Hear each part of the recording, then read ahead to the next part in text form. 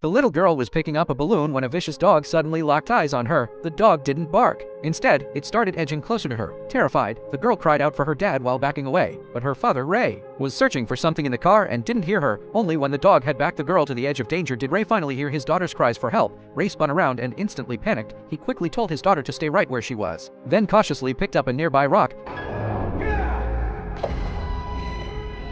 He didn't expect it while scaring off the dog. H also scare his daughter. A few minutes later, Ray struggled to open his eyes. Not only had he failed to catch his daughter, H nearly gotten himself killed. Just then, his wife came out of the store, heard the commotion, and rushed down. Ray fought through a splitting headache to stand up. Looking at his motionless daughter and his hysterical wife, he couldn't say a word, seeing him dazed after waking up. His wife tried to snap him out of it, but Ray, his eyes empty, pushed her away and turned around in agony. At that very moment, he suddenly heard his daughter's voice. Ray whipped his head around, seeing his daughter alive. The shock of getting her back left him momentarily speechless. The couple frantically checked their daughter's injuries and found only her arm was broken, so Ray scooped her up and rushed her to the hospital. But when they arrived, the place was packed. The reception desk wouldn't let him cut the line even though this was an emergency. Helpless, Ray had to go wait in the waiting area. Watching his daughter suffer, his wife kept urging him, act like a man and do something, like kicking down the doctor's door. So Ray went back to the front desk, but the nurse just handed him a registration form and told him to go back and wait. However, while waiting, Ray accidentally saw hospital staff accepting a patient and giving the delivery person a box clearly labeled human organs. Ray didn't think much of it at the time. Soon after, a nurse called their name,